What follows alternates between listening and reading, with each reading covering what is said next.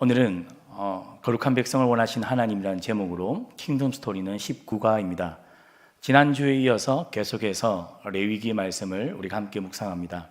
지난주에는 거룩하지 않은 백성들 가운데 거룩하신 하나님께서 임재하시고 함께 살고 함께 동거하기 위해 하나님께서 성막을, 그리고 그 성막에서 제사를 드리는 5가지 제사를 통해 우리가 하나님 앞에 나아가 하나님께 예배하고 하나님을 만날 수 있도록 하나님께서 우리에게 그 길을 여신 것을 우리가 배웠습니다. 오늘은 레위기 16장입니다. 16장은 특별히 속죄일, 대속죄일이라고도 합니다. 오늘 화면을 보면서 함께 이 속죄일이 어떤 의미를 가지고 있는지, 속죄일 하나님께서 어떻게 제사를 지내라고 했는지 PPT 말씀을 보면서 함께 배우도록 하겠습니다. 우리가 속죄일이라고 할 때 히브리어는 욤 키푸르라고 합니다. 욤은 날이라는 뜻이고요, 키푸르는 죄를 사하다, 속죄하다라는 뜻을 가지고 있습니다.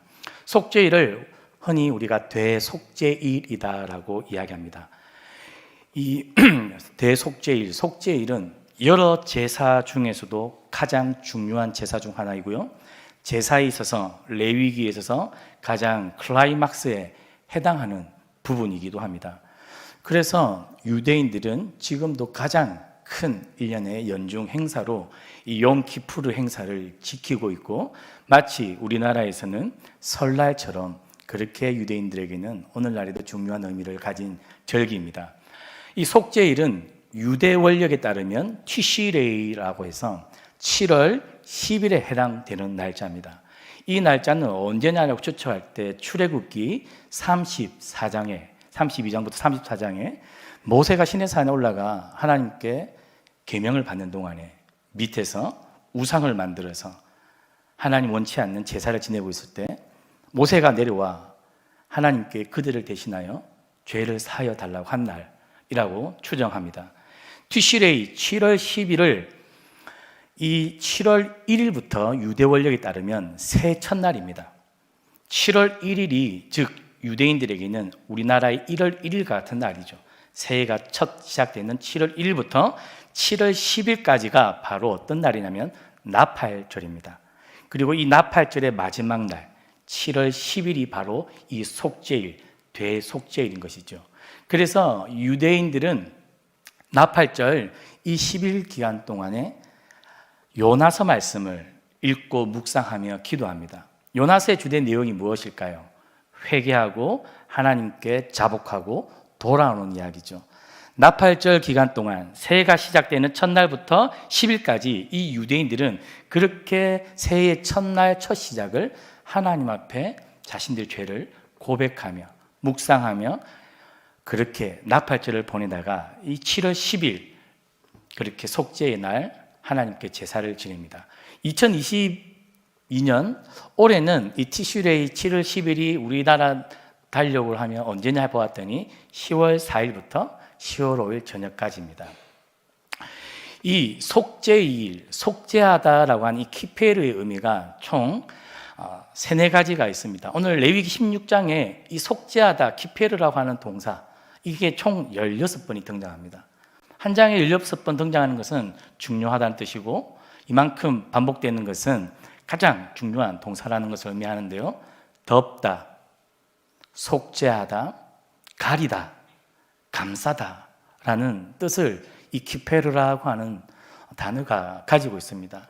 즉 하나님께서 우리의 죄를 어떻게 한다고요? 덮고 가리고 사하고 속하다라는 의미를 가지고 있는 것이 바로 이 키페르, 욤 키페르, 대속죄일이라는 것입니다. 속죄일에 하나님께서 이스라엘 백성들이 영원히 지켜야 할 규례다라고 레위기서 16장에서 앞뒤로 2번 반복하는데요, 민수기에도 똑같이 이것을 가장 간략하게 정리한 구절이 있습니다. 같이 한번 읽어보겠습니다. 시작. 7째 달 열흘날에는 너희가 성회로 모일 것이요 너희의 심령을 괴롭게 하며 아무 일도 하지 말 것이니라. 바로 속죄일에 하나님께서 영원토록 이 규례를 지키라고 명령하신 것입니다. 요약해보면 성회로 모이라. 새해 첫날, 새해의 가장 중요한 새해 첫날 성전에, 성막에 온 예루살렘 백성이 다 모여서 이 제사를 지내라는 것입니다. 그리고는 하나님께서 명령하신 것은 심령을 괴롭게 하라.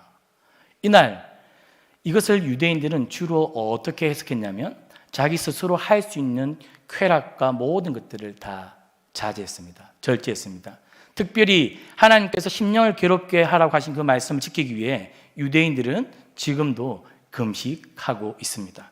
그리고 이날은 아무 일도 하지 말라라고 하나님께서 명령하셨는데 샤바톤이라고 해서 안식일 중에 안식일, 즉 너무나 중요한 날이 오늘 함께 읽은 이 속죄일, 대속죄일이라는 것이죠. 그래서 이스라엘 백성들은 안식일 중에 안식일 날 아무것도 하지 말라는 하나님의 명령을 따라서 목욕도 하지 않았습니다. 그리고 가죽으로 만들어진 편한 신발도 신지 않았습니다. 그리고 결혼한 부부가 성관계를 맺지 않았고요. 여러 가지를 하지 않았습니다. 이것은 너무나 중요한 하나님께서 명령하신 규례입니다. 그래서 이 속죄일 날 아무것도 하지 말라라고 하신 이 명령 때문에 실제로 유대인들은 이 속죄일에는 아무것도 하지 않았습니다. 속죄일 날 해야 되는 것들은 사전에 다 준비를 해놓습니다. 그리고 속죄일이 되면 모두가 쉽니다. 뉴스도 보지 않고요, 라디오도 보지 않습니다. 그래서 어떤 일이 있었냐면 이 속죄일 날, 대속죄일 날 이스라엘 백성들이 유대인들이 아무것도 하지 않고 있던 때에 이집트인들과 시리아가 이스라엘을 공격한 사건이 있습니다. 이게 바로 제4차 중동 전쟁이라고 하는데요, 이것을 용키푸르 전쟁이라고 합니다. 1974년도에 일어난 전쟁입니다. 이집트와 시리아가 이전에 이스라엘에게 굉장히 전쟁에서 3번 전쟁이 있는데 졌습니다. 복수를 감행했는데 언제 했다고요? 이 속죄일 날 이스라엘 백성들이 아무것도 하지 말라고 하나님의 명령을 준수한 그날 전쟁을 쳐들어온 것이죠. 결과적으로는 이스라엘이 이 4차 중동 전쟁에서 이겼습니다. 하나님께서는 이 속죄일 날 성막에 모두가 모일 것이고, 그리고 금식하며 자신을 고통스럽게 할 것이며 아무것도 하지 말라고 하신 그 가운데 이 대제사장이 해야 하는 제사에 대한 이야기를 레위기 16장을 통해 하십니다. 이때 속죄제와 번제를 위한 제물로서 오늘 총 6마리의 제물이 필요합니다. 오늘 이 속죄일 날 평상시 제사에서는 제사장들이 제사를 드렸습니다. 그러나 이날은 단 한 사람만 제사를 집례합니다. 누구일까요? 바로 대제사장. 그 한 사람만이 모든 제사를 집도합니다. 이날을 위해서 대제사장은 예루살렘에 사는데요, 한 주 전에 성막으로 들어옵니다. 왜요? 거룩함을 유지하기 위해서. 혹시나 이 대제사장이 거룩함에 부정함이 탈까? 거룩하지 못한 일이 생길까 싶어서 제사장 다음 서열에 있는 사람이 스탠바이 준비를 하고 있습니다. 대제사장은 한 주 전에 자신의 숙소에서 성소로 와서 하나님께 드리는 이 중요한 제사를 성실하게 감당하기 위해 리허설까지 합니다. 이때 필요한 짐승들이요, 대제사장과 그 가족들을 위한 수송아지 1마리와 순양 1마리가 필요합니다. 그리고 이스라엘 회중의 속죄제를 위한 순염소 2마리, 그리고 이스라엘 회중의 번제를 위한 순양 2마리가 필요합니다. 총 6마리의 제물이 필요한데요, 이 속죄일 날 어떻게 제사를 드리는지 한번 설명을 해보도록 하겠습니다. 성막이 45m, 22m 그렇게 크지 않은 아담한 성막 안에 번제단이 있고 번제단과 성소 사이에 물두멍이 있다고 그랬습니다. 대제사장은 이날 이 물두멍 앞에 가서 자신이 평상시에 입고 있는 일상복을 벗어야 했습니다. 그리고는 이 물두멍에서 정결한 의식, 자신의 몸을 다 씻었어야 됐습니다. 그리고 나서 대제사장이 입고 있는 옷은 굉장히 사실은 화려한 옷입니다. 사진에 보시듯이 파란 비단처럼 된 옷 있죠. 앞에 12개 지파의 이름들이 새겨져 있는 멋진 대제사장의 옷을 입는 것이 아니라 이 대속죄일에는 대제사장의 옷을 벗고 제사장들이 입고 있는 이 흰색 세마포 옷을 입고 성막으로 들어가고 성막 안에서 지성소로 들어갑니다. 왜 하나님께서는 이날만 대제사장이 그 화려한 대제사장의 옷을 벗어놓고 세마포 옷을 입고 들어가게 할까요? 거룩하신 하나님의 임재에 들어갈 때 하나님의 백성이 순결하고 겸손함을 하나님께서 옷을 통해서 알려주는 것입니다. 그래서 대제사장은 물두멍에서 옷을 정결하게 씻고 세마포옷으로 갈아입습니다. 그리고는 대제사장이 이스라엘 백성들을 위해서 제사를 지내기 전에 무엇보다 먼저 해야 됐던 제사가 무엇이냐면 본인 그리고 자신들의 가족, 레위인들을 위한 제사를 먼저 지냈습니다. 그 짐승은 다름 아니라 황소, 수송아지입니다. 수송아지를 번제단에 태웁니다. 그리고 대제사장이 이스라엘 백성 회중들의 죄를 대신 속죄하기 위해 자신의 죄를 먼저 하나님께 바치는 것이죠. 그리고는 잘 보십시오.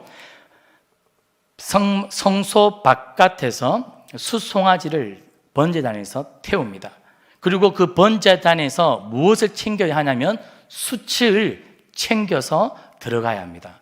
숯과 함께 숫송아지가 흘린 피를 챙겨서 숯과 피를 가지고 성소 안으로 하나님께서 들어오라고 하십니다.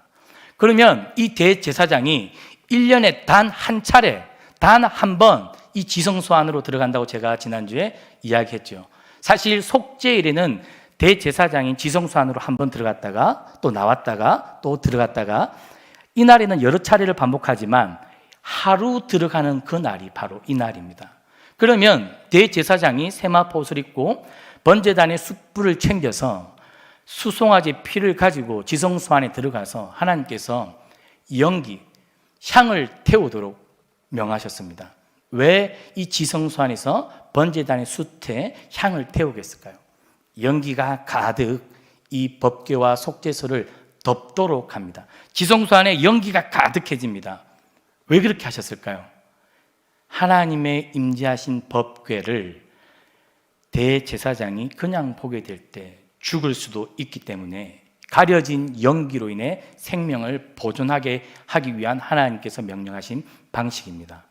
사실 오늘 속죄일을 설명하기 이전에 아론의 두 아들이 함부로 성소 안으로 들어가서 죽었던 이야기가 오늘 본문 앞 문명에 등장합니다.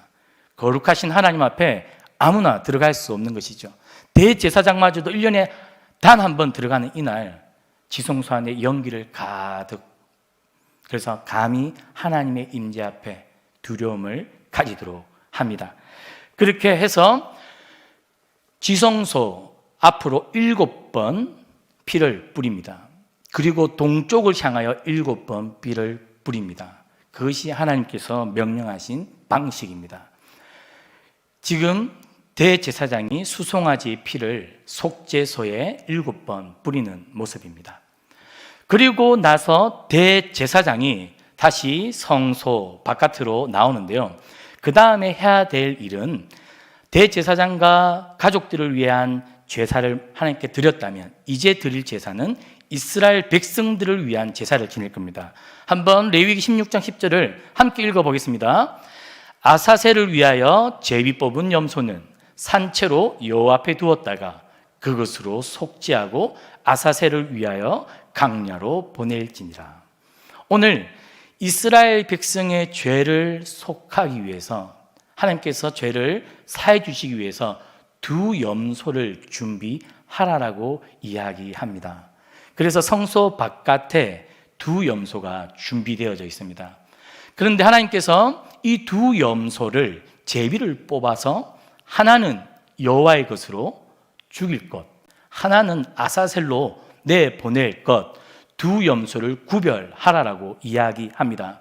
그래서 미드라시라고 해서 예루살렘 성전이 파괴되기 BC 70년 전에 미드라시 전통에 의하면 유대인들이 어떻게 제비를 뽑았는지 설명한 부분이 있습니다.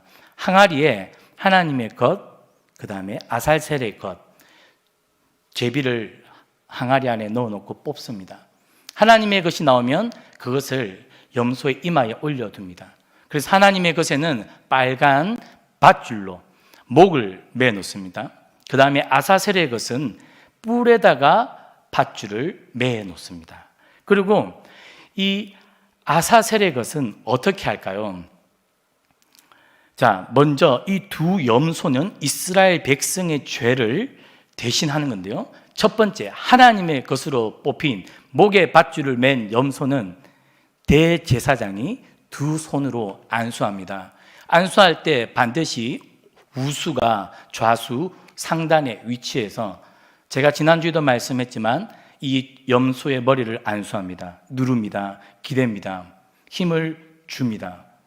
이스라엘 백성의 죄를 전가하는 상징적 행동입니다. 그래서 이 염소를 번제단에 태웁니다. 그리고 성소 안에 들어가서 앞에서 했던 방식대로 피를 뿌리는 그 일을 하고, 다시 대제사장이 나와서 그 다음에 하는 일은 무엇이냐면, 아사셀의 것, 뿔에다 밧줄을 맨 이 염소를 성막 밖으로, 그리고 이스라엘 백성들 진중 밖으로 어디로 보낼까요? 광야로 보냅니다. 그런데 재미난 것은 안식일 중에 안식일이기 때문에 유대인들이 이동해야 되는 거리가 있었습니다. 만약에 그 거리가 10km면 안식일 동안에 유대인들은 철저히 10km만 이동했습니다. 그런데 이 염소를 데리고 50km 이상을 가야 되는 상황이지 않습니까? 그래서 어떻게 했냐면 10km마다 하나의 스테이션을 만들어 놓고 각 사람들이 머물렀다가 10m마다 인수인계해서 데리고 갔다가 그렇게 안식일을 철저히 지켰던 유대인들입니다. 이 아사셀 염소는 광야로 내보내집니다. 재미난 것은 출애굽한 백성들이 광야에서 이동할 때는 이 염소를 광야로 내보낼 때 이 광야에서 염소가 정처 없이 헤매다가 먹지 못하고 마시지 못해 광야에서 죽습니다. 이스라엘 백성들을 진이 계속 이동하기 때문에 염소가 다시 진으로 돌아온 일이 없었습니다. 문제는 무엇일까요? 이스라엘 백성들이 가나안 땅에 정착했을 때 문제가 생깁니다. 어떤 문제가 생길까요? 예루살렘 성전에서 이 염소를 내보냈는데 염소가 어떻게 한다는 것입니까? 다시 집을 찾아 돌아오는 것이죠. 돌아오면 됩니까? 안 됩니까? 안 되죠. 그래서 신약 시대에는 이 염소를 광야로 데리고 가서, 이 아사셀 염소를 구약 시대에는 밀어서 낭떠러지에서 떨어뜨려 죽이지 않았는데 신약 시대에는 이렇게 낭떠러지 광야에서 떨어뜨려 죽였다고 합니다. 왜요? 돌아오지 못하게 하기 위해서. 그래서 이 아사셀의 염소, 아마 여러 번 들어보셨을 건데요, 이 아사셀이 어떤 의미를 가지고 있냐라고 했을 때 어떤 사람들은 광야의 어떤 지역의 이름이다, 어떤 사람들은 악한 역 혹은 사탄을 의미한다, 또는 속죄 염소 자체를 의미한다라고 하지만 대부분의 이제 신약학자들은 완전한 제거를 뜻한다라고 이야기합니다. 즉, 이 아사셀 염소 안수하여 그를 떠나보낼 때 이스라엘 백성의 모든 죄를 이 염소가 가지고 가서 광야에서 소멸되고 사라지고 제거된다라는 뜻을 가지고 있는 것이죠. 그래서 민수기 32장 23절 말씀을 한번 같이 한번 읽어보겠습니다. 시작. 너희가 만일 그같이 아니하면 여호와께 범죄함이니 너희 죄가 반드시 너희를 찾아낼 줄 알라. 이 문맥에서 이 표현, 너희 죄가 너희를 찾아낼 줄 알라, 이게 무엇을 염두에 두고 한 이야기냐면 바로 이 아사셀 염소를 염두에 둔 겁니다. 분명히 죄를 전가해서 광야에서 떠나보냈죠. 그랬는데 그 죄가 어떻게 한다고요? 그 염소가 다시 찾아오는 상황을 염두에 두고 반드시 너희를 찾아낼 줄 알라, 염소가 돌아온다는 그 의미입니다. 시편 103편 12절 말씀도 한번 같이 읽어보겠습니다. 시작. 동이 서에서 먼 것 같이 우리의 죄가를 우리에게서 멀리 옮기셨으며. 이 시편의 103편의 내용도 무엇을 염두에 두시면 될까요? 바로 아사셀 염소를 염두에 두면 됩니다. 동쪽 문을 통해서 성막에서 성전에서 나갑니다. 그런데 이 염소가 강야 멀리 이스라엘 백성에서 떠나가는 그 장면을 바로 이 시편 103편에서 볼 수 있는 것입니다. 그리고 이제 이 아사셀 염소를 떠나 보내고 나면 제사장들은 다시 성막 안으로 들어올 때 옷을 갈아입고 몸을 씻고 들어와야 됩니다. 이제 단 하나의 제사가 대제사장에게 남았습니다. 그것은 다시 한 번 더 순양을 하나님께 번제로 드리는 이 속죄일의 마지막 제사인데요, 이때는 다시 대제사장이 세마포 옷을 갈아입습니다. 대제사장 옷으로 환복한 후에 마지막 제사입니다. 자기 자신을 위해 이 순양 한 마리를, 그리고 백성들을 위해 이 순양을 하나님께 번제로 태우면 이 속죄일의 모든 제사가 마칩니다. 대속죄일에 이렇게 선택된 두 마리 염소가 결국에 상징하는 것은 무엇일까요?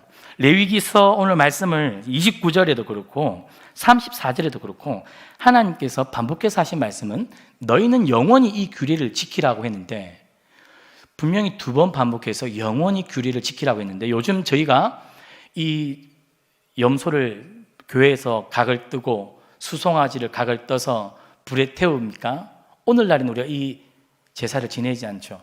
분명히 영원히 드리라고 했는데 어떻게 이 영원히 규례가 바뀌게 된 것일까요? 다름 아니라 이 두 염소는 예수 그리스도를 상징하기 때문입니다. 예수 그리스도가 이 두 염소를 대신했기 때문에 지금 우리가 염소를 바치는 제사를 드리지 않아도 우리는 영원한 제사를, 규례를 지키고 있는 중입니다. 대속죄일 제사는 제가 대제사장만 가능하다라고 했는데 예수님께서 대제사장이 되셨죠. 그리고 우리의 대속제물이 되셨습니다. 예수님께서 모든 것이 되셨습니다. 구약 레위기서에서 말씀하신 모든 제사의 모든 조건과 요구를 예수 그리스도가 충족하셨습니다. 히브리서 13장 11절에서 12절 말씀 함께 같이 읽겠습니다. 시작. 이는 죄를 위한 짐승의 피는 대제사장이 가지고 성소에 들어가고 그 육체는 영문 밖에서 불사름이라. 그러므로 예수도 자기 피로써 백성을 거룩하게 하려고 성문 밖에서 고난을 받으셨느니라. 아멘.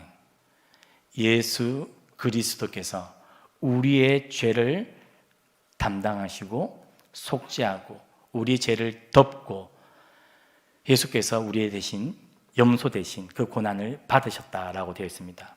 우리가 지난번 이사야 말씀을 다 읽었죠. 우리는 다 양 같아서 그렇 행하여 각기 제 길로 갔거늘 여호와께서 우리 모두의 죄악을 그에게 담당시키셨도다. 예수 그리스도께서 레위기의 모든 제사의 요구를 대신 다 짊어지셨기 때문에 우리가 오늘 매일마다 하나님 앞에 나아와 예배드릴 수 있습니다. 대제사장이 이 속죄일 날 드리는 제사가 얼마나 까다롭고 힘들었을까요? 지금도 유대인들은 이 대속죄일 욤키푸르를 지키고 있습니다. 자기들의 나름의 방법대로. 지금 보시는 것은 슈크 카파로트라고 해서 속죄 시장이라는 것이 있습니다. 요즘 유대인들은 수송아지나 순염소나 순양을 잡는 것이 아니라 닭을 잡습니다. 닭을 잡아서 자기 머리 위에서 3번을 돌립니다. 사실 3번을 돌리라고 하는 것은 성경에 나오지 않는데 자기들이 나름의 전통이 생긴 겁니다. 아이들도 마찬가지로 이렇게 오늘날 유대인들은 닭을 잡아서 머리 위에서 속죄일날 이렇게 대신 일을 합니다. 그래서 쇼헤트라고 해서 동물을 고통 없이 죽이도록 훈련된 사람에게 가서 이 닭을 잡아서 이 예전에 유다의 조상들이 했던 그 전통들을 또 따라 하기도 합니다. 그래서 현대 이스라엘들은 이 대속죄일 날 꼭 하는 것이 있는데요. 지금은 하나님께서 제사보다 하나님이 원하는 인애를 원한다는 것을 알고 이 대속죄의 날 3가지를 추구한다고 합니다. 첫 번째는 의를 행하는 것. 쩌다까죠. 하나님께서 자비와 양선을, 이웃을 위해 하는 것. 그래서 이 대속죄일에 현대 유대인들은 가난한 사람, 고아와 과부에게 자선을 하는 일을 한다고 합니다. 그리고 대속죄일이 되면 유대인들은 율법을 공부합니다. 아까 앞에서도 말했듯이 특별히 요나서를 읽고 회개하는 일에 대속죄일의 시간들을 보냅니다. 그리고 자기 고난을 감내함으로써 이 속죄일을 보냅니다. 말씀을 정리하도록 하겠습니다. 레위기 우리가 16장을 계속해서 배웁니다. 제사가 어렵기 때문에 또 내용이 까다롭기 때문에 제가 지난주와 이번 주에 이어서 PPT를 준비를 했습니다. 결국 레위기를 읽으면서 이 속죄일 그리고 5대 제사를 통해서 하나님은 하나님의 백성이 뭐라고요? 정결한 채로 새해를 시작하게 하십니다. 7월 10일 이스라엘 백성들의 새해 첫날 무엇을 한다고요?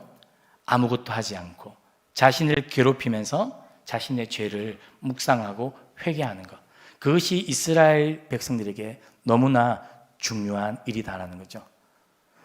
그렇다면 주 안에서 그리스도 안에서 날마다 새로운 피조물이 된 우리, 매일이 새로운 날인 우리들은 우리 역시 하나님 안에서 우리가 계속해서 우리의 죄를 기억하고 회개하는 훈련들을 하면 좋겠습니다.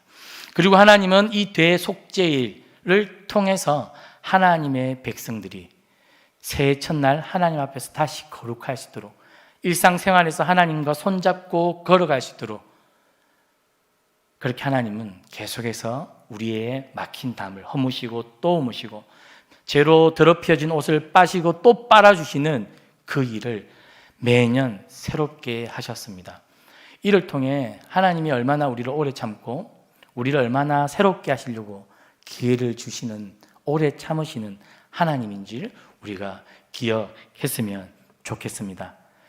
우리가 이제는 제사를 복잡하게 지내지 않지만 우리의 대제사장 대신 우리의 죄를 짊어지고 가신 예수 그리스도의 피를 항상 묵상했으면 좋겠습니다. 구약 성경에 생명이 피에 있다라고 이야기했습니다. 피가 없이는 우리의 죄를 씻을 수 있는 길이 없었습니다.